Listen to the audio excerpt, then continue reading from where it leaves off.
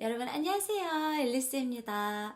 미국은 지금 11월 말에 땡스기빙이라고 해서 추수감사절 휴가를 보내고 있는데요. 추수감사절은 한국의 추석같이 이제 미국에 있는 가족들이 이렇게 모여서 맛있는 식사도 하고 서로한테 감사한 마음을 전달하기도 하는 그런 시간입니다. 오늘은 그 테마에 맞춰서 저도 이제 보스턴에서 산 지 3년 차가 다 돼 가는데 제가 보스턴에서 지내면서 좋았던 것들, 고마운 것들에 대해서 좀 나눠보려고 해요. 미국은 지역적으로 굉장히 문화라던가 이런 분위기가 많이 달라요. 저도 미국에서 오랜 시간 이제 유학을 하고 지금 세틀다운을 하면서 다양한 지역을 살아봤는데요. 보스턴도 확실히 보스턴만이 가지고 있는 그런 특별한 부분이 있는 것 같습니다. 제가 가장 좋다고 느꼈던 점 중에 하나는 이 보스턴 그리고 매사추세츠의 전반적인 교육 레벨인데요.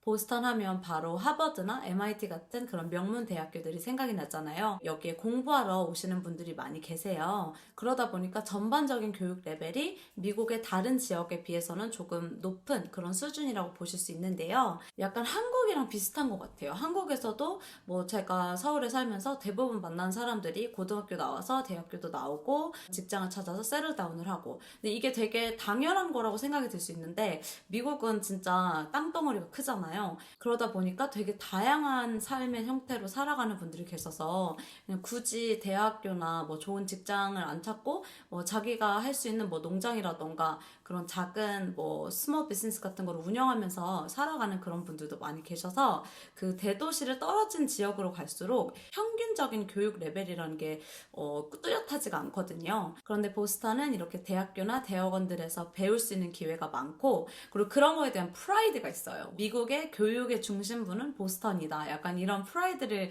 가지고 계신 분들이 많아서 실제로 여기서 지하철을 타면은 한 50%가 다 책을 읽고 있어요. 보스턴만의 그런 되게 학구적인 면이 그런 데에서 드러나더라고요. 그리고 아무래도 이런 명문대들이 그 주에 있다 보면 그 아이들이 어렸을 때부터 많이 듣고 그런 거에 노출을 받잖아요. 이렇게 막 영화랑 책에 나오는 그런 명문대학교들을 방문도 하고 거기 다니는 학생들을 보면서 이제 아이들이 이런 좋은 대학교에 갈 수 있는 그런 꿈을 심어주기에는 좋은 지역인 것 같습니다.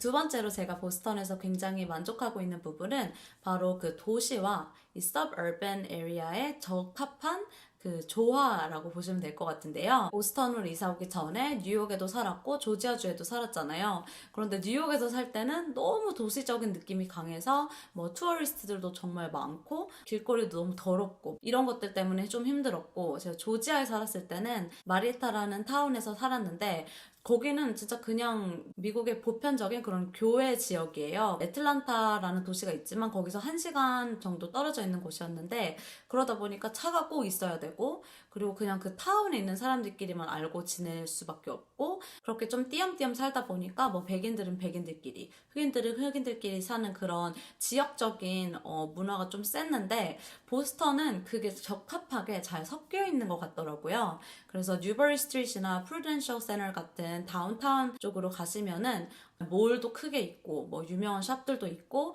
그리고 관광객들도 정말 많이 와요. 그런 전형적인 도시의 분위기를 즐기다가도 이제 저녁에 퇴근해서 좀 교외로 빠져나가서 집으로 들어간다 하면은 거기는 또 굉장히 레지던셜, 되게 가정적인 분위기가 있거든요. 그래서 많이들 보면 젊었을 때는 뉴욕 같은 도시를 선호를 하지만 가정을 꾸리고 이렇게 아이들이 생기고 하면은 뉴저지나 코네티컷, 매사추세츠 쪽으로 많이 이동을 하시는 것 같아요. 보스턴 같이 도시적인 것과 좀 교외의 그런 좀 더 안정적인 느낌이 잘 어우러진 곳에 있으면 심심하지도 않고 지루하지도 않고 이렇게 적절하게 비율을 잘 맞춰가면서 살아갈 수 있을 것 같은 그런 생각이 들었습니다. 마지막으로 제가 너무 좋았다고 생각되는 부분이 매사추세츠가 위치상 다른 주에 놀러 갈 수 있게 가까운 곳에 위치하고 있어요. 폴랜드 메인으로도 바닷가 보러 여행도 가고, 아니면 가을에는 뉴햄프셔 쪽으로 마운틴 같은 데 하이킹 가거나 이렇게 아웃도어 액티비티를 할 수 있는 기회들이 많이 있었거든요. 또 제가 뉴욕에서 살 때 사실 4년 차쯤 되니까 그런 부분이 아쉬워서 막 차를 렌트해서 2~3시간 운전해서 멀리 여행 가고 했는데, 보스턴은 한 1시간만 이동을 해도 이렇게 멋진 곳들을 다양하게 구경할 수 있어서 그런 부분이 굉장히 만족스러웠어요. 물론 보스턴이라고 단점이 없지는 않겠죠. 보스턴의 가장 큰 단점은 뉴 잉글랜드 에리아에 사시는 분들은 다 아시겠지만 바로 날씨입니다. 진짜 겨울이 너무 호되고 너무 길어요.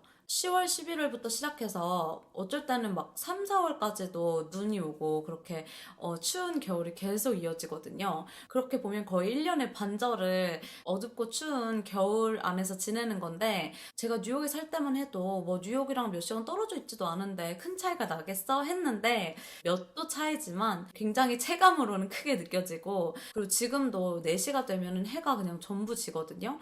수업 듣고 끝나면 저는 주로 4, 5시인데 그때 밖에 나가려고 보면은 진짜 껌껌하고 엄청 춥고 이래서 그냥 하루가 다 간 그런 느낌이 들어서 확실히 그 겨울에 되게 우울하고 전반적으로 다운되는 그런 매사추세츠의 분위기가 있는 것 같아요. 그런데 그거를 좀 돌려서 좋게 보자면 매사추세츠 지역에 겨울은 너무 길고 춥기 때문에 여기에 그 학생들이 많이 있다 그랬잖아요. 근데 학생들이 별로 할 것도 없고 해서 그냥 공부를 너무 열심히 해서 그 아이들이 잘 된다 이런 믿기지 않지만 그런 소문들도 있으니까 추운 날씨에 크게 영향받지 않은 분들은 살기 굉장히 완벽한 곳이라고 할 수 있겠죠. 그 이외에도 제가 뉴욕에서 보스턴으로 이사 오면서 뉴욕은 워낙에 이제 집값이 비싸니까 보스턴으로 가면 조금 세이빙이 되겠구나 라고 생각을 했는데 매사추세츠도 엄청 집값이 비싸요. 보스턴은 워낙에 학생들이 가만히 있어도 계속 찾아오는 그런 지역이다 보니까 아파트 건물들이 굉장히 오래됐고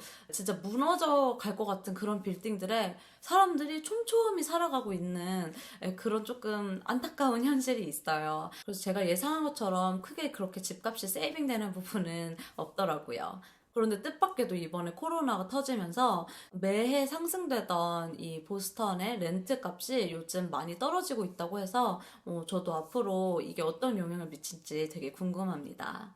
그리고 이거는 다른 분들은 크게 상관이 없을 수도 있는데 저는 워낙에 맛있는 거를 먹으러 다니고 찾아가는 걸 좋아했어서 뉴욕에서 보스턴으로 오면서 그래도 좀 보스턴의 그런 시푸드라던가 해산물 음식점에 대한 기대들이 많이 있었는데 보스턴이 솔직히 도시라고 치기에는 맛집이 너무 없어요. 뭐 비싼 그런 레스토랑도 포함이 되겠지만 그 한국 음식점들도 솔직히 여러 군데 있긴 한데 그렇게 맛있는지는 잘 모르겠더라고요. 그런데 제가 한식이 맛있기로 유명한 도시가 LA랑 뉴욕이잖아요. 그래서 뉴욕에서 살다가 이사 와서 좀 크게 느껴질 수도 있는데 한식 좋아하시는 분들은 보스턴 살면서 조금 많이 실망하실 수 있습니다. 네, 오늘은 이렇게 제가 보스턴에서 3년차 생활을 하면서 느꼈던 그런 보스턴의 장점과 아쉬운 부분들에서 나눠봤는데요.